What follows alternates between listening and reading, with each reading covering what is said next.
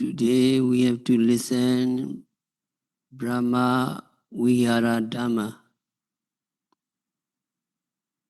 In the group of words Brahmavihara, the word Brahma means noble.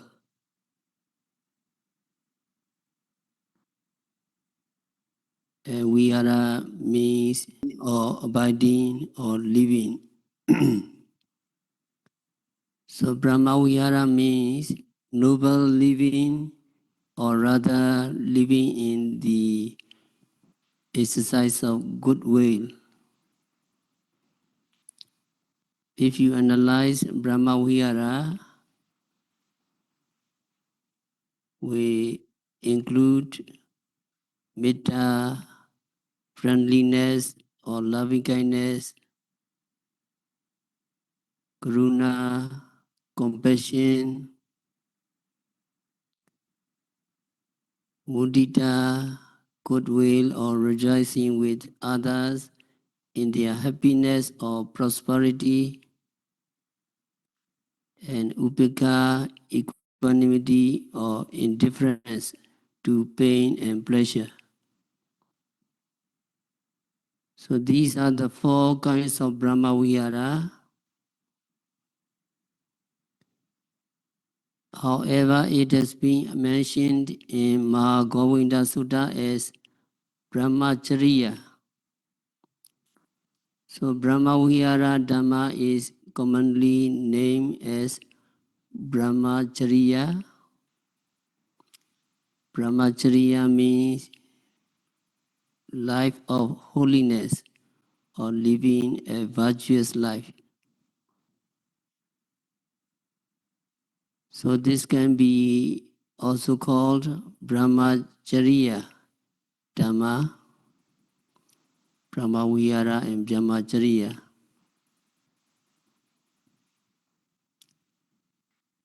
Then also in the Abhidhamma teaching,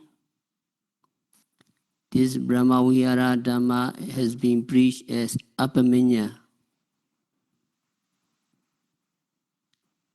The term that is derived from the word infinite or boundless.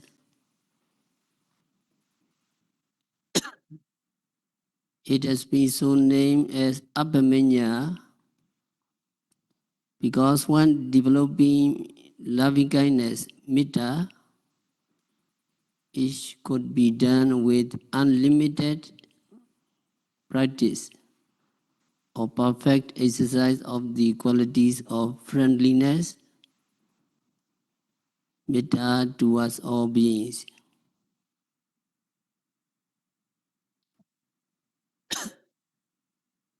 Of the 4 kinds of Brahmavihara Dhamma, metta means love, karuna means pity or compassion, mudita means happiness or joy, upekkha means indifference. Out of these 4 meanings, the meanings of the words compassion is clear and precise without mingling with any other sense. The term love may convey the sense of clinging attachment with raga, passionate desire. Happiness also concerns rejoicing for fulfillment of your own desire or in connection with Dhamma.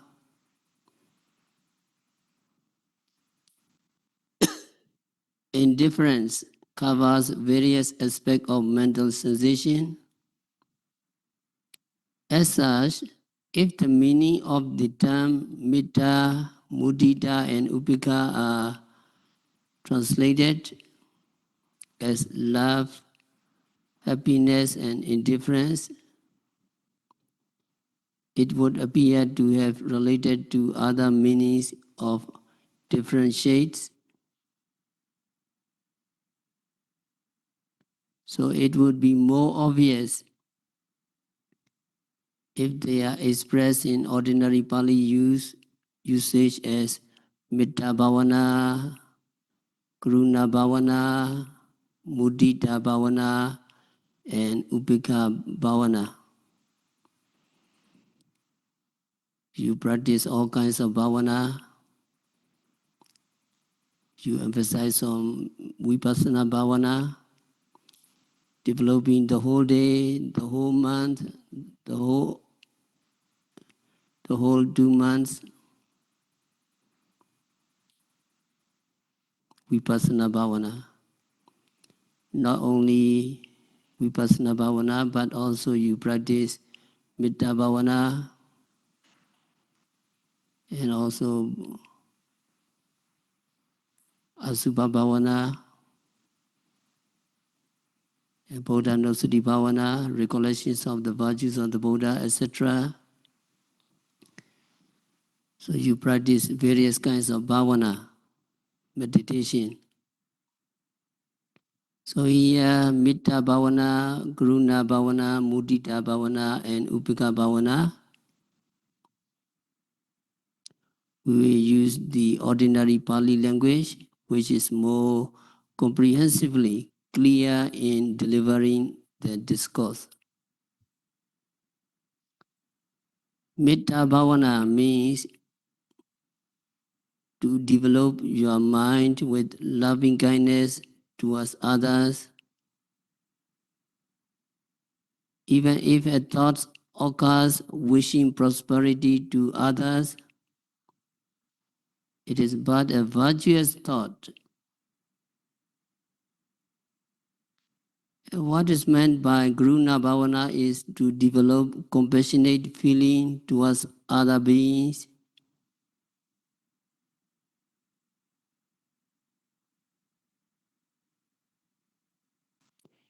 even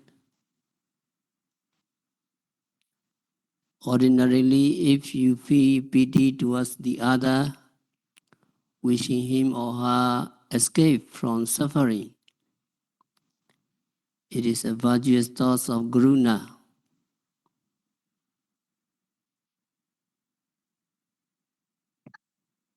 As regards mudita, it conveys the sense of joy or rejoicing with others in their continued happiness and prosperity. Regarding the term upeka, it is a feeling of indifference with no interest or worry in others' happiness or state of condition, having a neutral sensation, thinking that these things have unavoidably happened according to our karma. The consequential effect of good or bad deeds. So of the four kinds of Brahmavihara, first we will deal with the development of Metta Brahmavihara.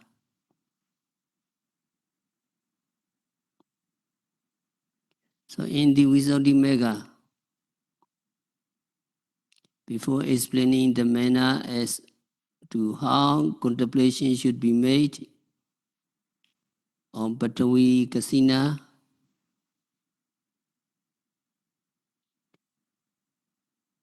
the subject of preliminary arrangement to be done, to put it in a nutshell as to what is most essential. First, you need to observe your morality, the purity of sila, and then to completely settle anything to be done which may cause hindrance and create a feeling of worry in regard to the residing place. The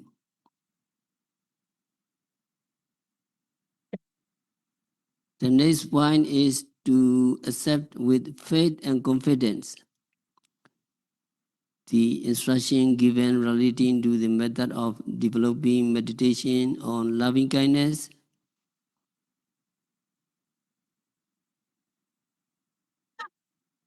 which one intends to take up from a really skillful, good Dhamma teacher. There is a method how we are now going to prescribe and preach. It is necessary to stay in an appropriate place or retreat center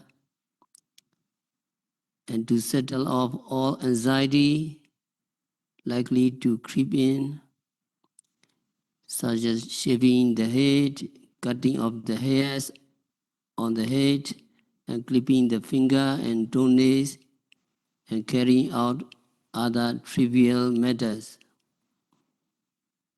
Later, take a rest for a while after meals to avoid sluggishness.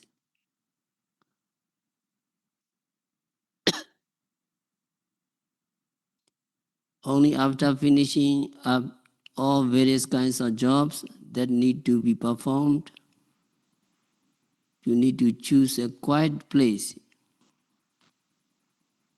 a place of solitude, and then take up a sitting posture with ease and comfort.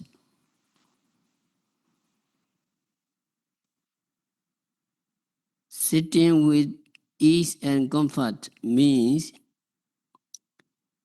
to obtain a more comfortable way of sitting so that you can sit for a long time without interfering with your contemplation.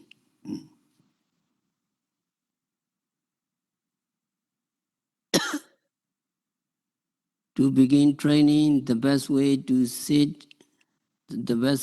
to sit straight, cross-legged, so as to become comfortable. There are three kinds of sitting postures. The first one is the manner of sitting postures, like the Buddha statue. It is not very easy for the people to follow. And the second one is the way bhikkhunis or nuns used to sit without interlocking the legs, which is of course prohibited. The position is generally adopted by many. It is to keep the legs parallel while sitting without pressing one against the other. It may be possible since the postures will not block the blood flow running through the veins.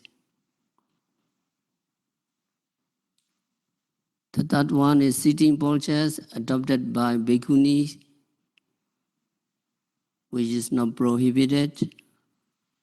The sitting posture with half the length of the legs crossed. Any one of these three types of sitting postures best suited for you may be chosen. Females also may sit as they please. The manner of taking a sitting posture is stated is required only at the primary stage of your meditation.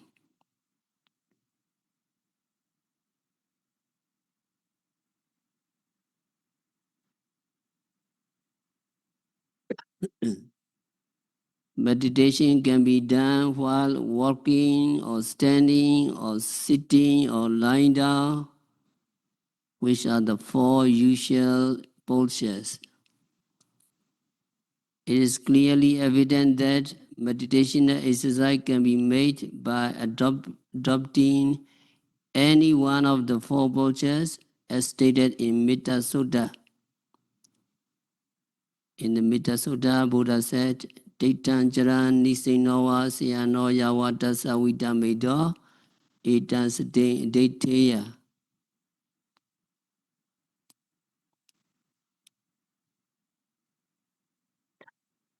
It means either in the act of standing, or in the act of walking, or while sitting, or while lying down. For the duration of that period, the mind will be free from sloth and torpor. For that particular length of time, the practice of mindfulness, which arises along with loving kindness, should be developed by fixing the mind upon it and letting oneself remain in the state of mind.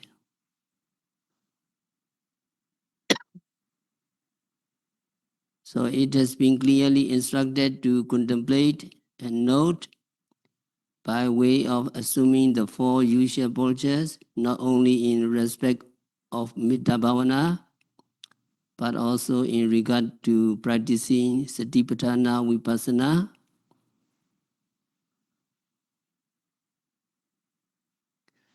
So although instruction have been given to take up a sitting postures cross-legged in the initial stage of your meditation, all the four postures can be adopted as may be considered appropriate in developing Metta Bhavana. The essential point is to develop contemplation on loving kindness on all occasions, or rather continuously, leaving aside about 4 hours at the time of midnight or 6-hour time for sleep, when going to bed at about 10 or 10:30, while lying down in bed before falling asleep, it should be so developed.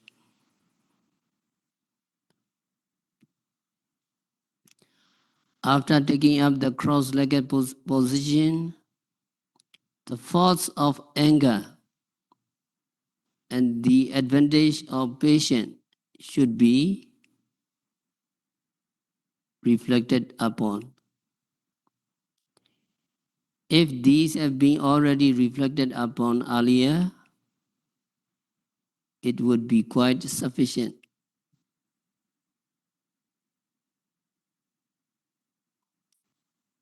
It has been accordingly instructed in as much as benefits will be accrued by reflection. It is not extremely important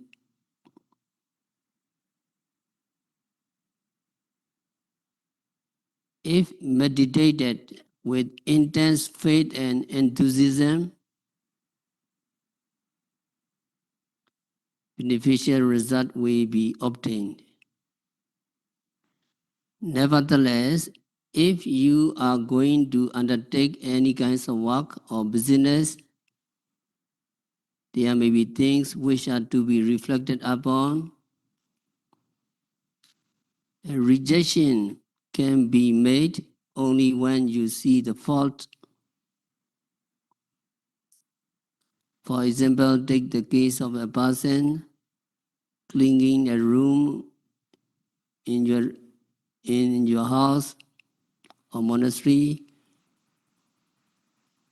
You would pick up and throw away piece of paper, cloth, or broken pieces of stick if they are considered by you as mere trash or stuff to be discarded. If such waste matter are kept, the place inside the room cannot possibly be free from rubbish. In the same way, if the faults of anger is not perceived, you are likely to accept that anger without rejecting it.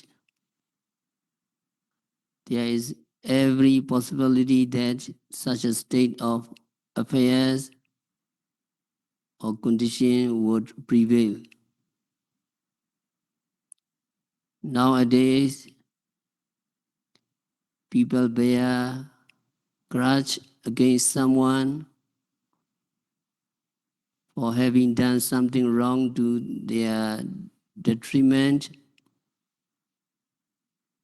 may be said to have been harboring the anger as a close friend. A person who has so become angry may feel bad or sour even of others, would appease his anger by comforting him with nice words.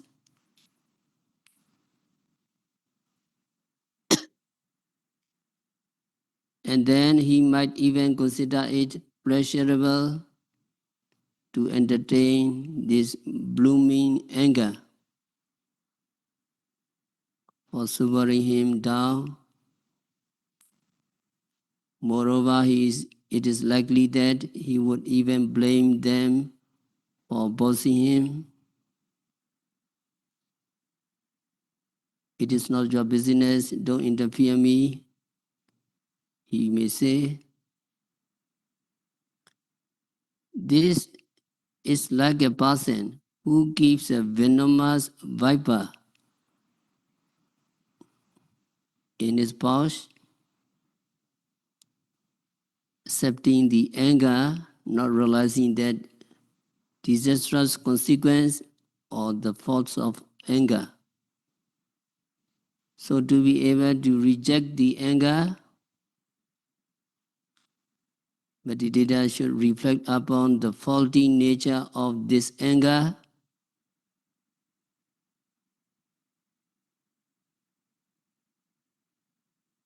or revenge.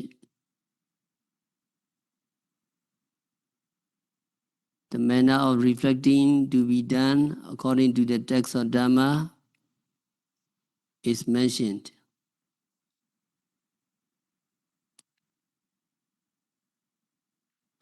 At one time, a wandering ascetic by the name of Chanda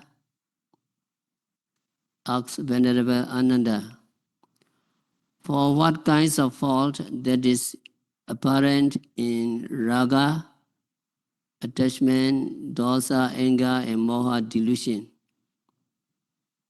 Anger, desire, and delusion has it been preached and prescribed for rejection? And Venerable Ananda gave the reply,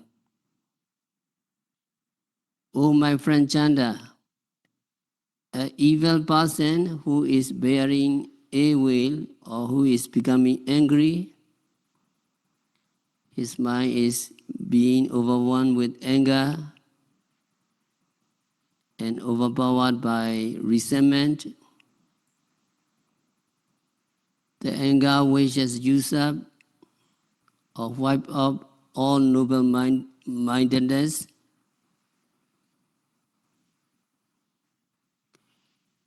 That angry person plot to cruelly cause his own self suffer misery.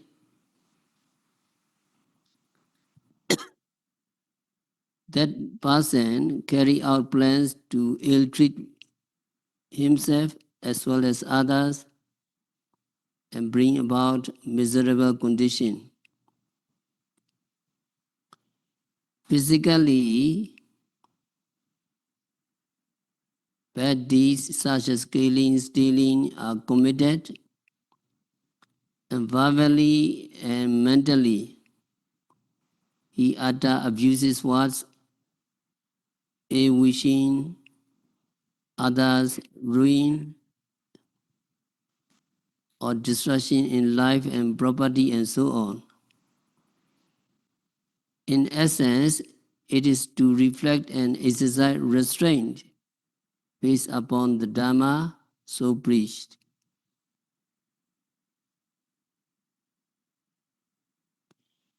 The manner of reflection and exercising restraint or keeping one's mind under control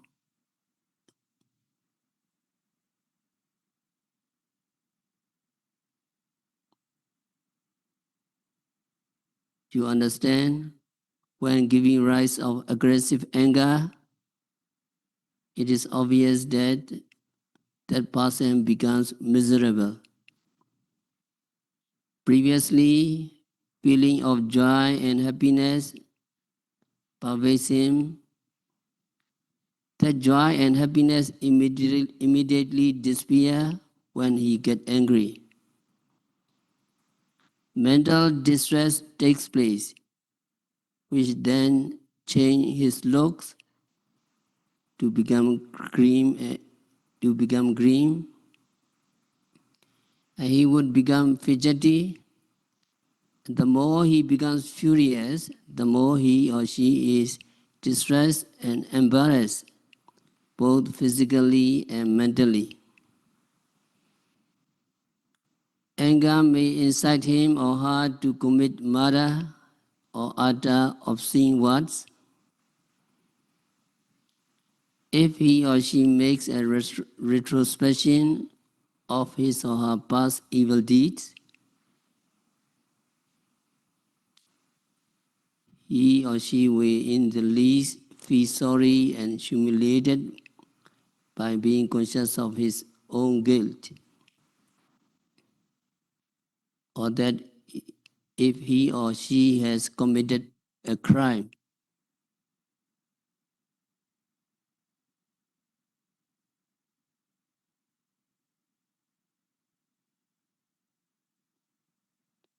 He or she may definitely suffer all at once in receiving due punishment for his or her crime.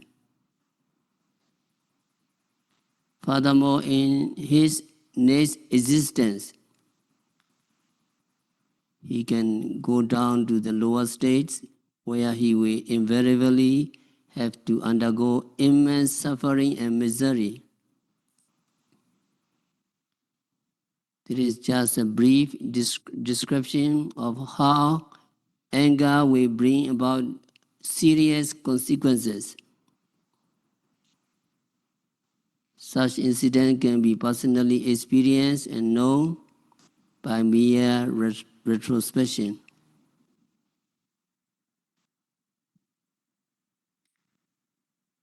And that anger make misery to others.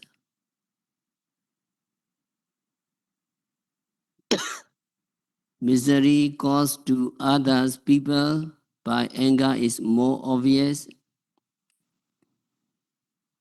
In the least, making other people feel unhappy by words of mouth is fairly common. A person who is scolded may feel awfully distressed and suffer mental pain. Angry mood may go down to the level of killing others and causing severe suffering mentally. Even if no terrible consequences may not take place in the present lifetime, an angry person will land in the four woeful states in the future existences.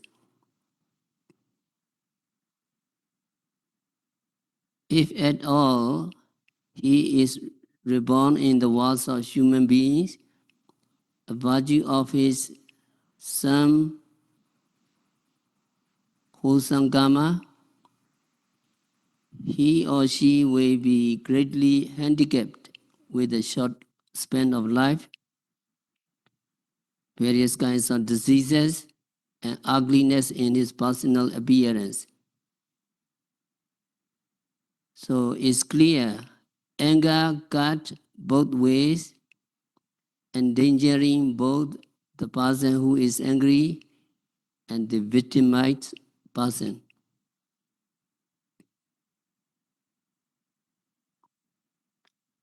Then you can reflect upon the benefits of patience. So in the matter of reflecting on the merits of patience, the fruits of patience, forbearance is basically the Dhamma contrary to anger, which is in other words, adosa, absence of anger.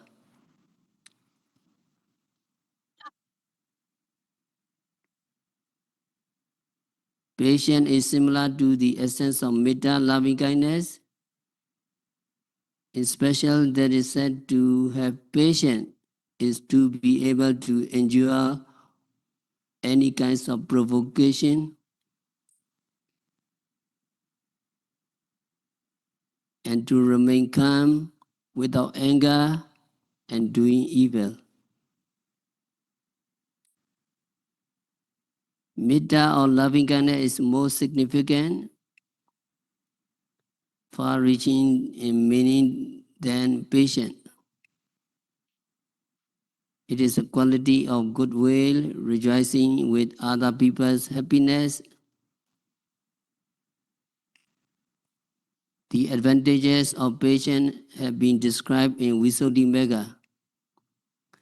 Kanti Paraman Tapati Teka. That means patience is the highest austerity. So it is a noblest and pious practice of virtues. Kanti Balam Balanikan. It connotes that since patience has its own strength,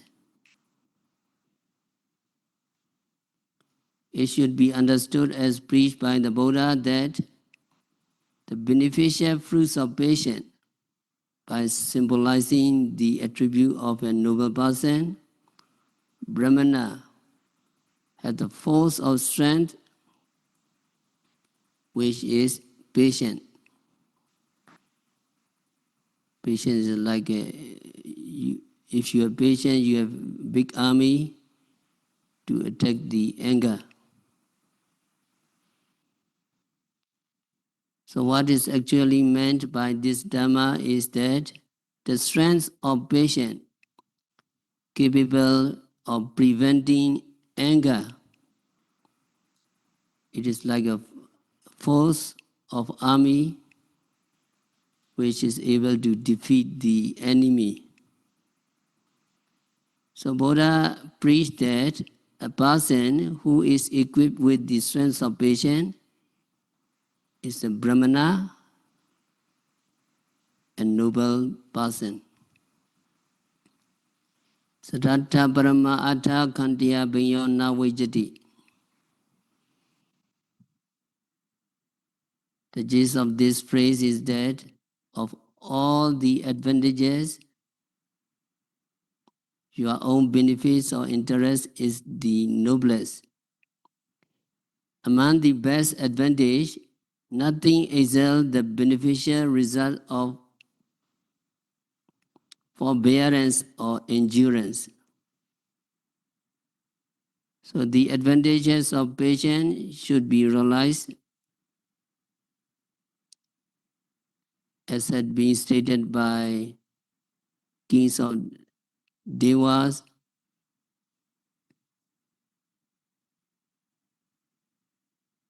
So patience is the noblest and the best practice. It is most noble and admirable because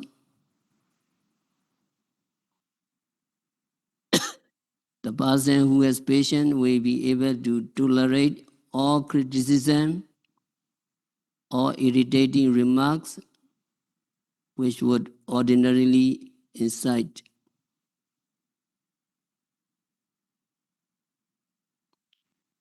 By virtue of this noble attribute, you will earn respect from other people.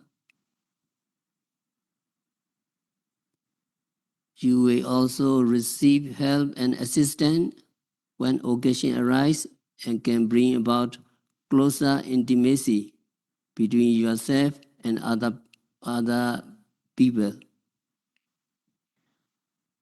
Nobody would hate you because you're patient.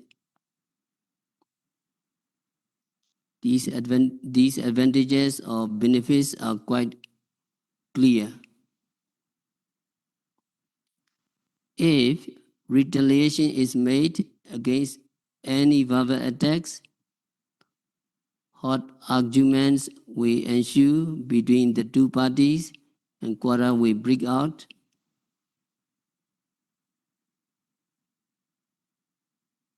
Feeling of hatred and animosity will creep in, and that the parties may become unfriendly to one another and also become enemies for life. If no tolerance or patience is practiced,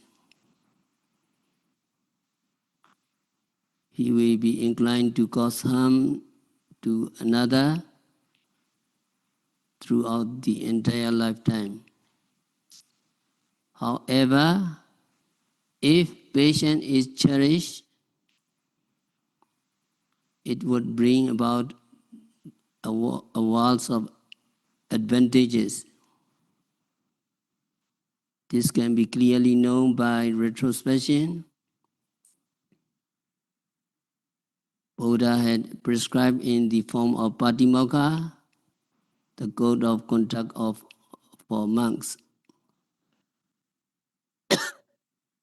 Kanti Paraman Tapati Teka, Nibbanam Parama Vadanti Buddha.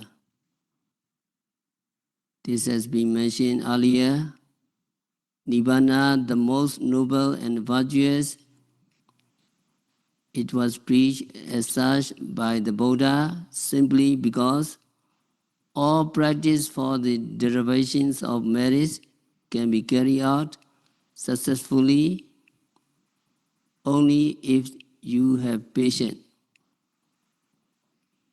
When you offer donation on a magnificent scale with the greatest generosity, it shall be performed with great patience. In practicing morality, not killing, not stealing, not doing sexual misconduct, etc., tolerance or patience required to be born by a meditator becomes more prominent.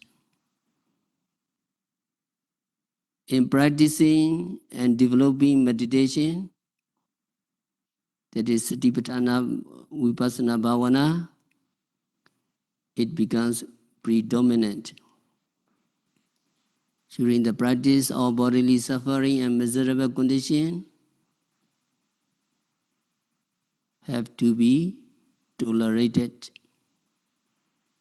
And only by contemplating and noting with patience, your concentration and wisdom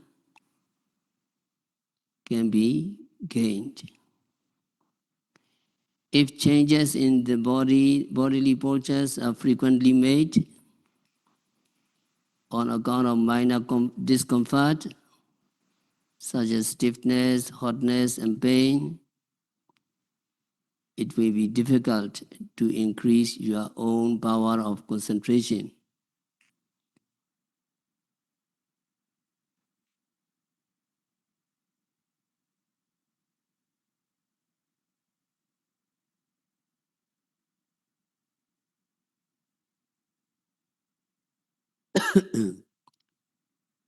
This way make it harder to achieve vipassana insight knowledge.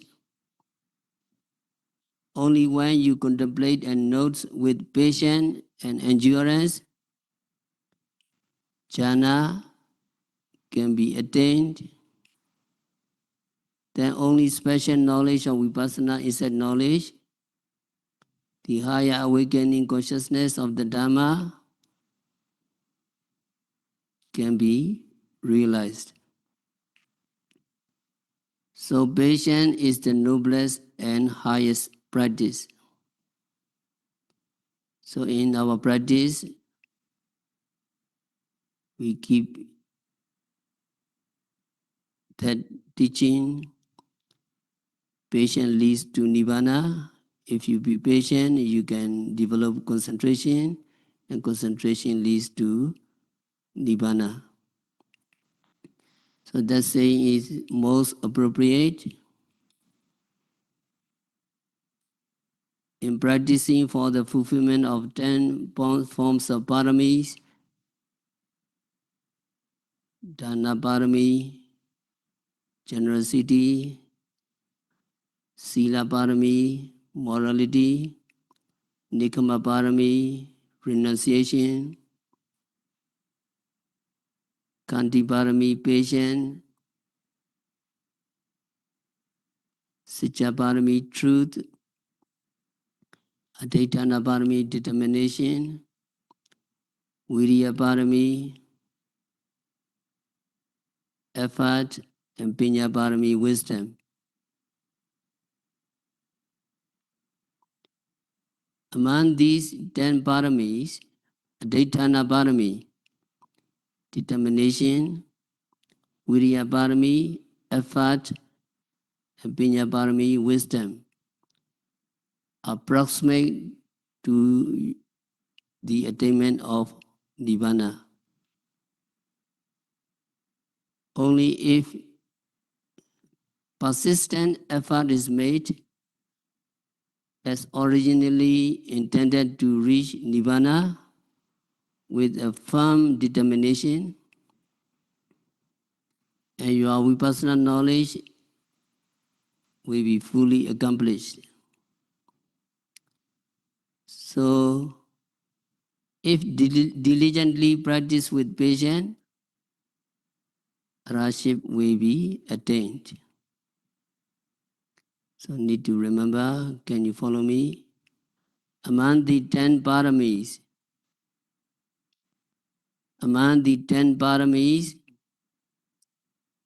adhaitana parami, determination, viriya parami, effort, pinya parami, wisdom, approximate to the attainment of Nibbana. So you have strong determination, strong effort, and your Vipassana knowledge increased step by step. First you distinguish mind and matter, and their coming and going nature, and dissolution nature, etc. And you attain Ariya Mega. So step by step, your Vipassana knowledge and Ariya Mega Jnana will be fully accomplished. Nibbana, Arhataship can be obtained. So such an Arhat is said to be noble Brahmana, who is fully endowed with strength of patience. That is what Buddha has said. It is indeed a noble practice which can lead to Nibbana. When developing metta, practice of patience is essentially fundamental. Only in the absence of anger and by practicing patience, your mindfulness of metta will become developed. So there is a reason why it has been instructed to reflect upon the advantages of patience prior to developing loving kindness or metta. So there are 11 benefits of developing metta. So look at the Brahmavihara Dhamma paper, page number 1, paragraph 1.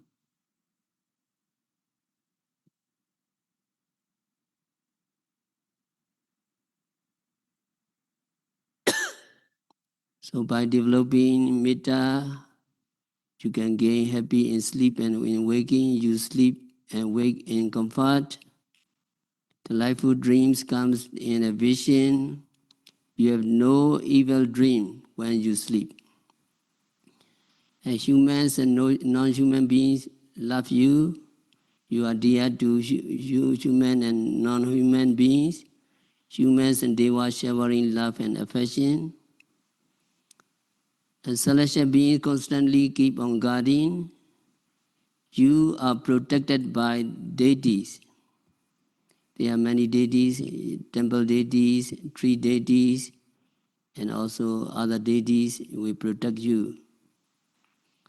And fire, poison, weapon, avoid causing bodily harm. So fire, poison, weapon cannot hurt you. Speedily becomes the mind serene and calm. Your mind is easily concentrated because you develop metta. And your facial expression with joy is sparkling. Your face expression is serene. Without gloom and anxiety on the verge of death, it is very important. When we are dying, it is to be unconfused. So you die very peacefully, you die unconfused. Surely, destined to become a Brahma, if you practice metta, if you attain jhana,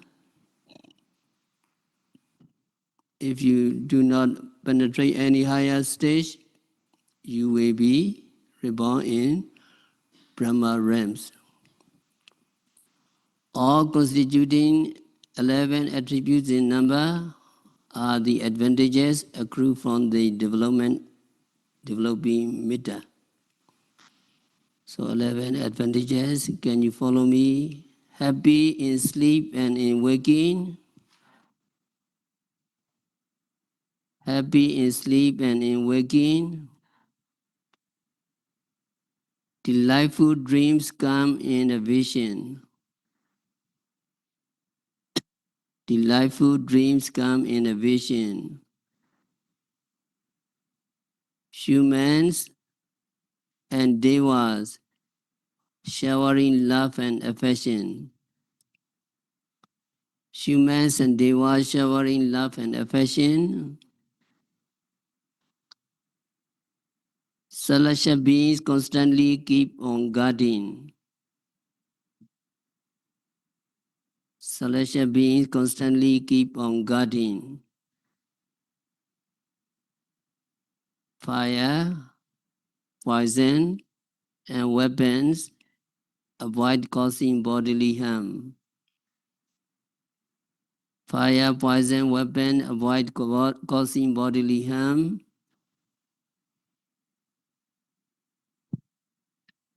Speedily becomes the mind serene and calm.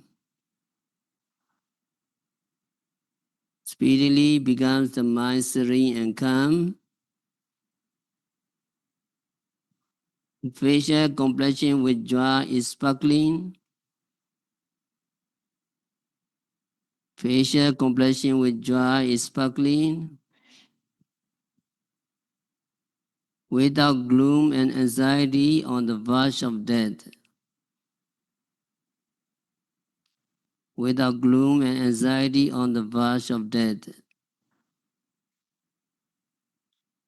Truly destined to become a Brahma.